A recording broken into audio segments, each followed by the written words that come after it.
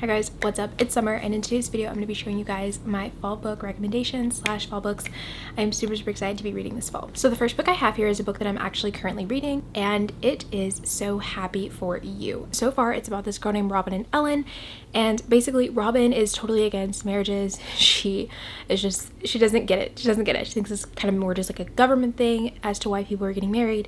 Robin is also gay, I believe. And Ellie is recently getting married, and so she's super excited. Ellie and Robin have been through everything. They're absolutely best friends. I'm actually going to make a reading vlog reading this and some other kind of spooky stories or thriller stories. And so they're absolutely best friends. They've been through each other. They've been there for each other through absolutely everything. So Robin feels the need to kind of tell Ellie yes, even though she doesn't want to be involved in any type of bridal thing. But the point of the whole story is we're seeing how they go from being best friends to being so close, to Robin not agreeing with necessarily her getting married, especially to the person that she's getting married with, to there being people dying at the wedding / those two potentially almost killing each other. So it's going to be a thrill of a ride. The next book I'll be reading in the fall is Just Like Home, and so this book is about a girl who goes back to her hometown where her dad was a serial killer. And so in this hometown he's killed multiple people, and I did read I think like the first 2 pages, and I will say it is so intriguing because the first few pages at least, she is just describing this home in the most descriptive way. I haven't been able to read as much as I would like to this semester, so maybe that's why I'm just so blown away by the descriptions of her describing this home. And as you guys can see, the page of the book is showing this home.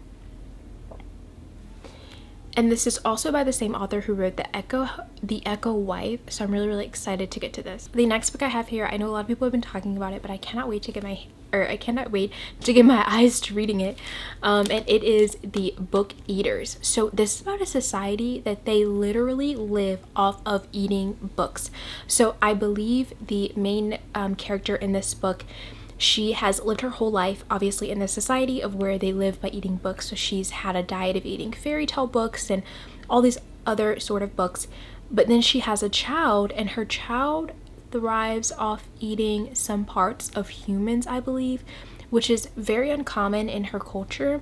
So I am just very excited to see how this book plays out and what exactly is happening in this book. Then I also picked up When Women Were Dragons, and this is about a society where some of the women in this society that this main character is in, they ended up leaving the homes and became dragons, while the other women stayed and they never turned into dragons. So the main character is trying to figure out what determined for the other people, for the other women to be able to be dragons. So in this story, this event happened in 1955, and Alex, I believe is the character's name, is basically trying to figure out, was this a choice? But it's also forbidden in their where they live, their society, to talk about this event that happened in 1955. No one talks about it. It's literally forbidden. No one can talk about it. No, but I believe it's the main character that ends up becoming obsessed with finding out, okay, well, what determined this? Did they have a choice? Were they forced to? Why did some stay? Why did some not? So I'm really excited to get into this. Next, I picked up White Smoke, and so this book is about a girl who moves in with her mom, or she's living with her mom, or her parents get a divorce or something of that nature, and she ends up having to move again with like her stepfamily because her mom remarries. And this house is so haunted, and I think someone in the story also is able to see ghosts or depict ghosts in some nature. So I never got to read this last year, so I'm really excited to try to read this year. Then I got Crackle, and can we just say, look at the cover. I know this is only what the hardcover looks like, but I think it looks really interesting. So it's about a girl who moves into a new town because of some things that have been happening in her life, and she wants a fresh start. She ends up meeting this witch that people are telling her to beware of because the person that she becomes close with in this new town is a witch, and everyone's like, watch out for her, she's a witch, be careful, she's a witch. And so I'm really excited to see what all of this entails. That's kind of the premise of what I know about this. The woman in this story is a teacher, and I also feel like it's giving me Once Upon a Time vibes, which if you guys watched that story / read the book that's similar to that, I forgot what that's called. cinder or something of that nature. It's giving me Once Upon a Time vibes. I'm really, really excited to read this month. Then I also picked up The Very Secret Society of Irregular Witches, and this is about a girl who actually is an orphan, so she's kind of used to living alone, but she's also needing to follow the witch code of just kind of living alone because the powers can get so bad when they get older, and I guess maybe they're just so powerful that they probably need to be alone or something of that nature. So she forms a social media account because she's used to just talking to no one, like having no friends, all of that, where she fakes to be a witch. Except for someone finds her online and they beg her to help these 3 witches that they're trying to get to learn how to use their powers / like control their powers. And they're like, no, we know you're a real witch. Like, this looks like real witch stuff. Doesn't look fake like everyone else on the internet thinks that you're faking. So she agrees to go to this place. I think it's called like Nowhere House or something of that nature.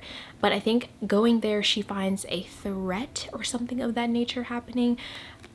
Really, really excited to get into this book. Mistakes were made, so I was super excited about this book to come out.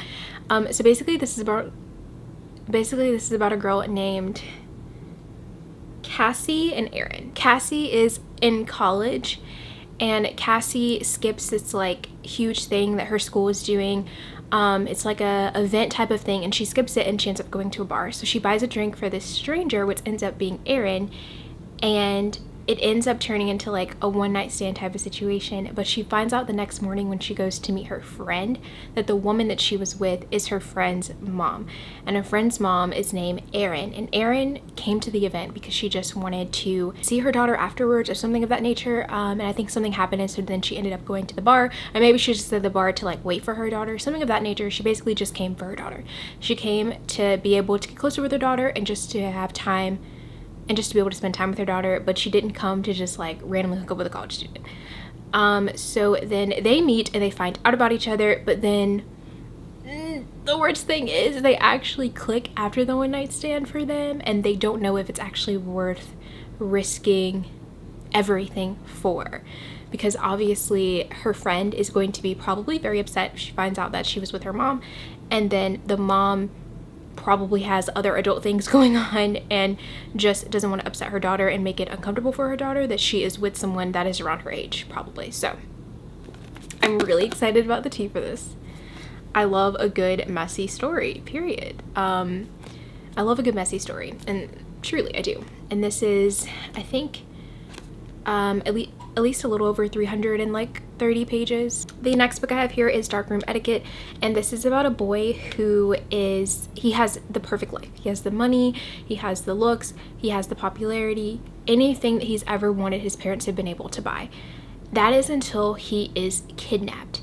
And the person that kidnaps him tells him that the life that he's living is a lie, and he starts to make him play these games in order to be able to get out. And it gets so bad to the point where the boy in this story is blurred between what's real and what's fiction, because he's playing along with what the abductor is making him pretend is going on, or maybe there is some type of situation where something happened at birth and this really is a life that he isn't supposed to be living. I don't know, but it sounds really creepy. It sounds creepy. It sounds like a lot. This is kind of a long book. It's a little bit over like 460 pages, so I think it's going to be a good read for October. Next, I picked up Jackal. And so this book is about a girl who goes back to her old hometown. Well, a woman goes back to her old hometown, and she goes for her friend's wedding initially, but then she finds out that this black girl is missing. And not only that, but she starts to recognize the pattern on how multiple black girls in this predominantly white town have ended up being missing in these woods, and how the pattern has been the same, like near the same parts of the woods, like the bodies being found in the woods, things of that nature. So when the girl goes back to the town and she realizes that this young black woman is missing, she feels like she's one of the only people that can help actually solve this mystery, because she knows that this girl hasn't been the first and that this girl will not be the last, which sounds really, really creepy. It's giving Monday's Not Coming. It's giving Monday's Not Coming. Although I haven't finished reading Monday's Not Coming, but just the picture of it and how it looks, it just looks, oh my gosh, really scary. I don't know, trigger warning probably, most likely. It's a little over 300 pages.